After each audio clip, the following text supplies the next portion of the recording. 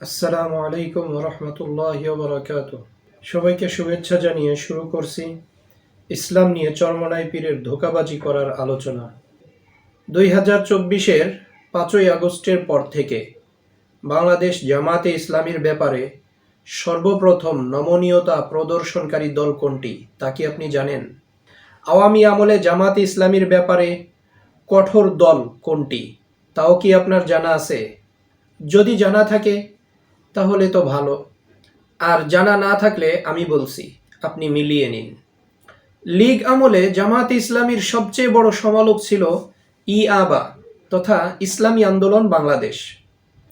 এমনকি সে সময় কওমির অনেকেই জামাতের প্রতি সহমর্মিতা দেখানোয় নায়েবে আমির কওমির রাজনৈতিক আলিমদেরকে শুয়োরের সাথে মানুষরূপী শুয়োরের চলার তুলনা করতেও ভুলেননি। শুনে নিন তার বক্তব্য থেকে। কুত্তার পাল কুত্তার পালের সাথে থাকুক, শুয়ারের পাল শুয়ারের সাথে থাকুক, এতে আমি কোনো আশ্চর্য হই না।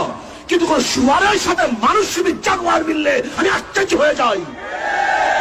কোন শুয়ারের পালের সাথে মানুষরূপী জানোয়ারগুলি যখন মিলে আমি আশ্চর্য হয়ে যাই। আর 2024-এর 5ই আগস্টের পরে জামাতের সবচেয়ে ঘনিষ্ঠ বন্ধুও হয়েছে এই দল। তো তাদের এই দ্বিচারিতা দেখে কি আপনার মনে এ প্রশ্ন জাগে না, তারা কেন কঠোর সমালোচক থেকে ঘনিষ্ঠ বন্ধু হয়ে গেল?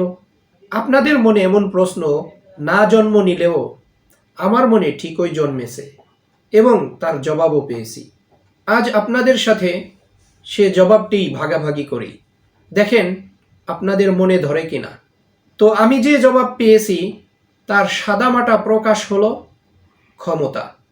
হ্যাঁ, তারা যা করে তার সবটাই করে ক্ষমতার জন্য, আর এর জন্য ব্যবহার করে ইসলামকে। এরা ক্ষমতার জন্য রাতকে দিন আর দিনকে রাতও দাবি করতে পারে। আমার এই উত্তরের পিছনে কয়েকটি কারণও রয়েছে। এক, তাদের দলের নাম ছিল ইসলামী শাসনতন্ত্র আন্দোলন, যার অর্থ হলো ইসলামী বিধিবিধান প্রতিষ্ঠার আন্দোলন। পরে 8 সালে নির্বাচন কমিশন তাদের নিবন্ধন আটকে দেয়, কারণ দলের নাম গণতান্ত্রিক বিশ্বাসের সাথে সাংঘর্ষিক। পরে দলের নেতারা শাসনতন্ত্র শব্দটি বাদ দিয়ে ইসলামী আন্দোলন নামে নিবন্ধন নেয়।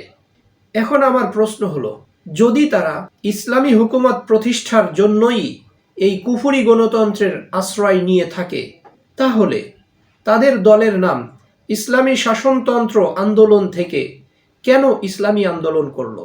তারা কি গণতন্ত্রের দোহাই দিয়ে নির্বাচন কমিশনকে শাসনতন্ত্র শব্দ থাকার ব্যাপারে চ্যালেঞ্জ করতে পারতো না?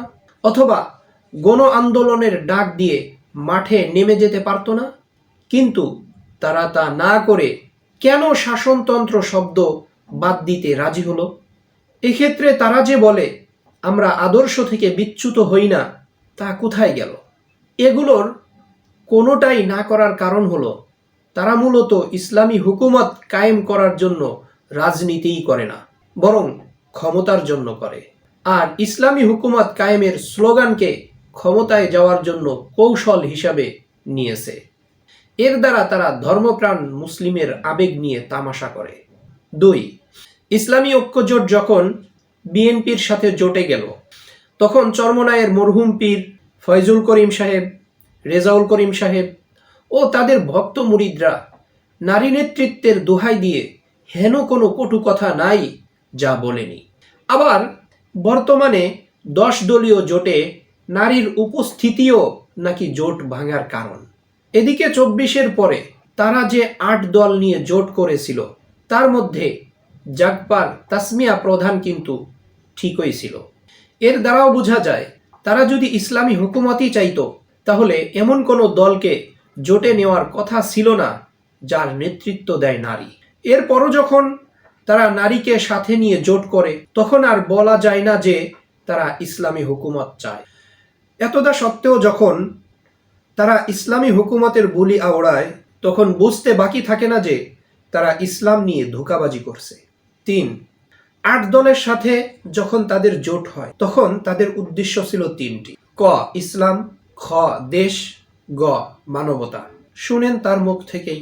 আগামী বাংলাদেশকে গড়ার জন্য, এই জাতিকে বাঁচাবার জন্য, ইসলাম দেশ মানবতা রক্ষার জন্য আমরা শুধু জামাত না, আমাদের ঘোষণা ছিল ইসলাম দেশ মানবতা। এই মূল 3 ভিত্তিতে যদি বামপন্থীরাও কেউ জোট করে, অ্যালায়েন্স করে, নির্বাচনে সমঝোতা করে, আমরা তাদের সাথে করতে রাখি। তো আমার কথা হলো, এই 3 মূলনীতিতে তারা যদি বামের সাথেও জোট করতে পারে, তাহলে জামায়াতের আমিরের দেওয়া বক্তব্যের কারণে কি জোট ভাঙা যায়? না। এমনকি যাদের উদ্দেশ্য শুধুমাত্র ইসলামী হুকুমত প্রতিষ্ঠা করা, তারা কি এমন কোনো দলের সাথে জোট করতে পারে যারা শুধু দেশ ও মানবতার জন্য লড়াই করে? না। শরিয়াকামী কোনো দল এদের সাথে জোট করতে পারে না। কিন্তু চরমোনাই পীর যে 8 দলের সাথে জোট গঠন করেছিল, তাদের মধ্যে কি জাগপা সহ আরও বস্তুবাদী দল ছিল না? অবশ্যই ছিল। সুতরাং এরা থাকা সত্ত্বেও যখন তারা জোট গঠন করেছে, তখন বোঝা যায় যে তারা ইসলামী হুকুমত নয়, বরং ক্ষমতাই চায়।